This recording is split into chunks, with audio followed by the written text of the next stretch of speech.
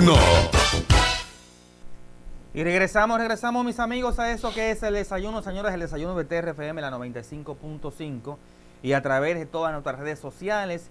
Y como lo habíamos prometido, señores, ya tenemos por aquí al licenciado Nivar Suriel, experto migratorio, que le habíamos dicho que iba a estar con nosotros, pues un martes sí y un martes no, pues dándole esos tips, esos puntos, aclarándole esos temas que a usted le inquietan y que desconocen sobre esa situación migratoria, no tan solo para visa de paseo, sino para todo lo que usted necesite en ese sentido. Y vamos a entrar de inmediato dándole los buenos días, la bienvenida a su segmento, que ya no es un invitado, es parte del staff del desayuno. Bienvenido nuevamente, Nivar, a tu desayuno. Claro que sí, Junior. Buenos días para ti también y a todas las personas que te siguen. Vamos a dar un aplauso al día de hoy. Exactamente. Para los que no me conocen, mi nombre es Alexander Nivar, abogado y experto en asuntos migratorios y consulares. Y estamos para acá para ayudar a esas personas que realmente quieren hacer el proceso y no saben cómo empezar. ¿Qué temas tenemos hoy? ¿Qué tema vamos a Mira, tratar Junior, hoy? es bueno hablarle un poco a las personas de qué tan importante es la entrevista consular. En sí, ¿cuáles respuestas le gusta al cónsul y cuáles no al momento de la entrevista? Tú sabes que sucede que cuando tú vas a la entrevista es un momento crucial. El momento crucial es cuando el cónsul hace un cara a cara con usted. Ahí es que se va a decidir si realmente le va a otorgar o no le va a otorgar la visa. Más bien hay veces que cuando ya tú vas a la casilla, ya tu visa no está aprobada. Pero si tú puedes convencer al cónsul con tu respuesta, en ese momento él puede cambiar de opinión. Por ejemplo, hay respuestas, que son vagas, que no llegan a ningún resultado. Por ejemplo, ¿dónde tú vas? Voy a Estados Unidos, pero Estados Unidos tiene 52 estados. Exacto. ¿Entiendes? Entonces, esa respuesta no le gusta al cónsul. ¿Dónde quién vas? ¿Dónde quién vas? Voy donde un familiar. O sea, el cónsul quiere que tú le hables y le explique, que tenga un plan, que tenga ideas claras dónde tú vas o dónde te vas a quedar. Exacto. Tiene un Por amigo ejemplo, con claro, un apartamento en tal calle, en tal casa. Sí, o sea, hay otro factor que una respuesta que no le gusta al cónsul. ¿Cuánto tiempo te vas a quedar en Estados Unidos? Más o menos de 10 a 15 días. Eso no le gusta al cónsul. El cónsul quiere que usted tenga un plan específico, que tenga un itinerario de viaje, que tú le demuestres que tu intención genuina no es quedarte en Estados Unidos, Exacto, ni ir a trabajar, sino que tú tienes intención de volver a tu país de origen. más o menos no es un plan. Exactamente, entonces de más viaje. o menos de 10 a 15 días. O sea, esa respuesta no le gusta al cónsul. Una semana, 7 días, 8 días, 9 días. Porque tú se supone que tú tienes que tener un itinerario, porque tienes que tener un plan de vuelo. Sí, lo importante es que usted tenga claridad de cuál es su plan. Recuérdate que en su formulario hay una pregunta que usted tiene que colocar, cuántos días usted entiende que se podría quedar. Usted tiene que tener ese plan, no más o menos, no me diga más o menos. O sea, dame un plan y especifícame bien cuál es tu razón de estar en Estados Unidos y cuál sería tu logística. Cuando tú obtienes la visa, tú no tienes que comprar un vuelo ida y vuelta. Sí, es obligatorio. Realmente las personas que tienen una visa de turista, obligatoriamente tienen que comprar el vuelo de ida y de regreso. Sí, entonces eso no tiene una fecha o tú puedes cambiar. Pero tú tienes que ir ante cónsul primero. No, pero ya luego que te dan, por eso es la... No, estamos hablando de cuando tú vas a la entrevista. A la entrevista. O sea, que el cónsul te entrevista. Tú no tienes la visa todavía. No, pero precisamente por eso te hago la pregunta del vuelo de ida y vuelta, porque se supone que tú tienes que tener claro cuántos días tú te vas a quedar en Estados Unidos, precisamente porque es obligatorio tener un vuelo de ida y de regreso. Entonces, por eso es conectado a la pregunta, a la entrevista con el cónsul. Si el cónsul te pregunta cuántos días tú te vas a quedar, pues tú no puedes decir más o menos 15 o 20 días, porque tú no puedes tener una diferencia de 5 días en la reserva de un vuelo, o tú puedes cambiar. Te voy a aclarar algo, realmente. Cuando tú vas al consulado, tú no tienes la visa todavía. No, claro. Y obviamente en ese momento que el cónsul se va a decidir si te va a otorgar la visa o no.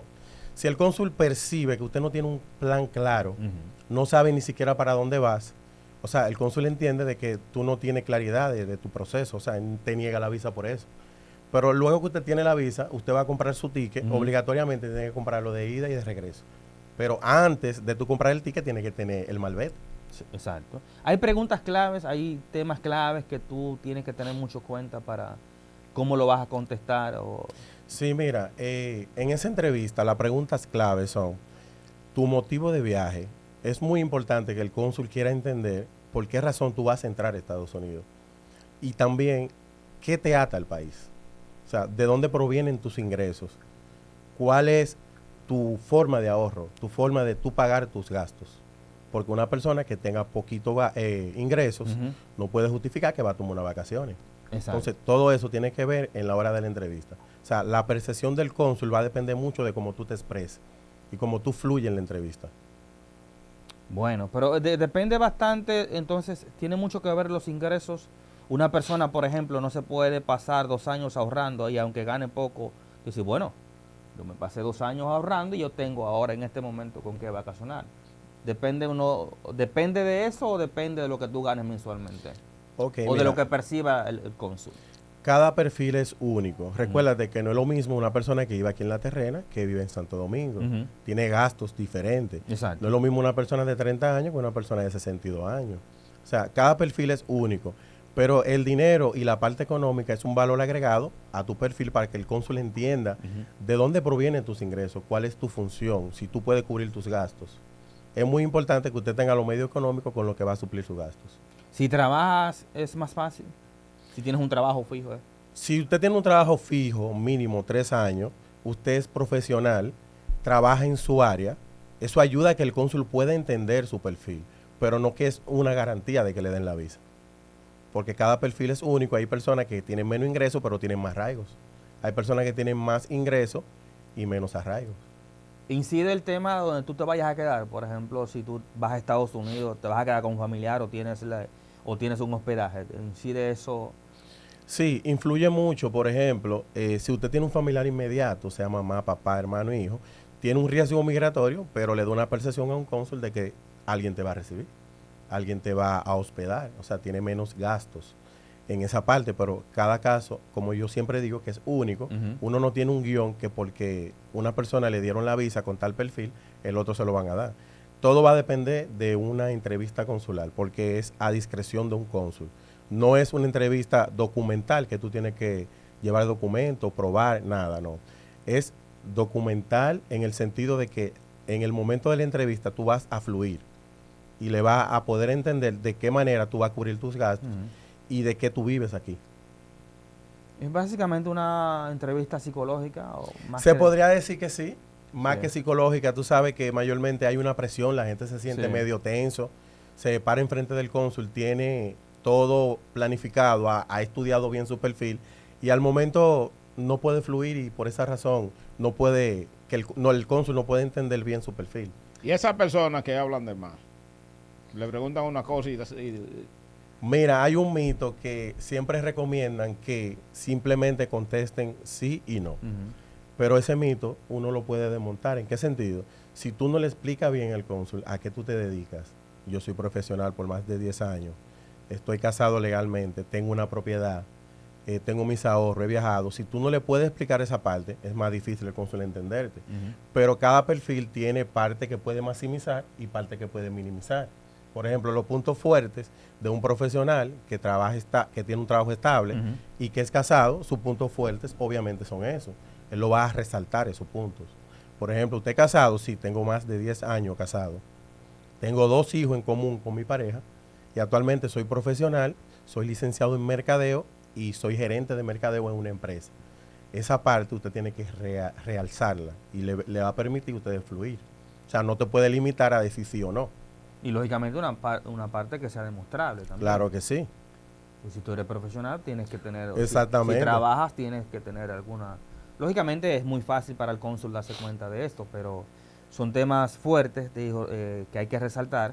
Pero al final esa decisión va a depender... Yo no creo que sea tanto del cónsul, aunque sí, literalmente, pero va a depender en el orden en el que tú lleves esa respuesta y todos tus documentos, y para eso la importancia de tener un buen gestor, un asesor con vasta conocimiento y vasta experiencia en ese sentido. Por eso la importancia de ustedes en este proceso de solicitud de visa, porque ciertamente se puede hacer de manera independiente. Claro que sí. Mira qué pasa. Muchos amigos me critican porque yo siempre digo a la persona, usted puede llenar su formulario usted mismo. Es fácil. pero también es muy fácil cometer errores. Exactamente. Entonces ahí que entra el asesor o la persona que lo va a asistir en el proceso. O sea, nosotros permitimos de que los errores se minimicen. Exacto. De su perfil, poderle dar una identidad corporativa. O sea, hacer una descripción clara y precisa de su perfil y empoderar al cliente a que le pueda explicar al cónsul de qué manera puede demostrar que no se va a quedar en Estados Unidos. Ese es el trabajo en lo que nosotros influimos.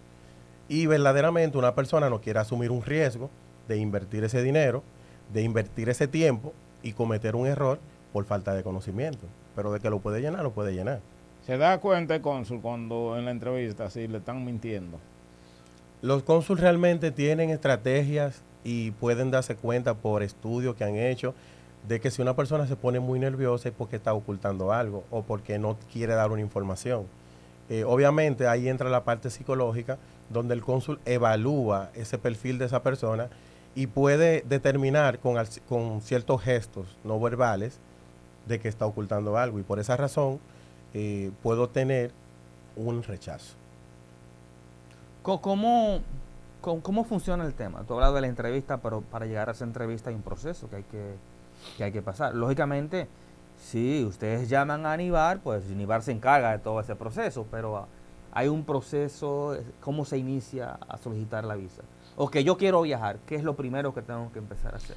Claro, es bueno recordarle a la persona de aquí, de La Terrena, que vamos a estar en la oficina de Alex García George, en la Plaza del Paseo. Estaremos por allá a partir de las 9. Todas las personas que quieran asesorarse o quieran saber cómo pueden iniciar el proceso y también que quieran hacer una entrevista con nosotros para hacer una evaluación, porque al final la persona quiere ir al consulado para que le den la visa. Exacto. No simplemente ir por ir y después investigar. O sea, la persona tiene que tener una razón para documentarse. ¿A qué número se pueden comunicar contigo? Nos podemos comunicar o se pueden comunicar al número 809-538-4079. También se pueden comunicar por las redes sociales como @NivarSuriel y las personas que en este momento no pueden asistir a una consulta o por el tema de trabajo, también pueden agendar una cita virtual, que es posible. Virtual, programamos una llamada y así le podemos dar la asesoría personalizada. Ok, entonces, La formalidad para llegar a la entrevista. Claro, mira, el proceso, primero se crea el perfil, se llenan los documentos, se le crea un perfil con el correo electrónico de esa persona, luego se llena el formulario que se llama DS-160, se coloca todas las informaciones generales de él, toda la descripción que pide el formulario y luego se le programa la cita en el consulado. Son 2 citas, una para toma de huella, que es en Galería 360, y otra para el consulado, que es en la República de Colombia. Nosotros llenamos el formulario, hacemos el proceso completo, la persona no se tiene que encargar de nada, nosotros simplemente llenamos el formulario y lo mandamos al consulado y hacemos una preentrevista. Ojo, una preentrevista es lo más importante para la solicitud de la visa, porque en esa preentrevista nosotros hacemos un simulacro de la entrevista en sí. Podemos ver cuáles serían las posibles preguntas que le van a hacer a esa persona, depende de su perfil, y ahí hacemos esa práctica para que la persona siempre tengan fresco lo que dice su formulario y nosotros entender de que el que llenó su formulario tenga toda la información correcta y no tenga errores, porque incoherencia en su llenado, por ejemplo, si el cónsul le pregunta cuánto usted gana y usted le dice que gana 70,000 pesos, pero en su formulario usted puso que gana 50, pues entonces esa incoherencia va a permitir que el cónsul entienda que usted le está hablando mentira. Entonces, ese es el trabajo de la preentrevista, muy importante. Ok, entonces se hace el perfil, se llena el formulario, se solicita la cita. ¿Qué tiempo hay entre cita y cita? ¿Es muy difícil ahora conseguir cita o ya está más abierto? Antes escuchaba que duraban hasta 6, 7 meses para darte una cita.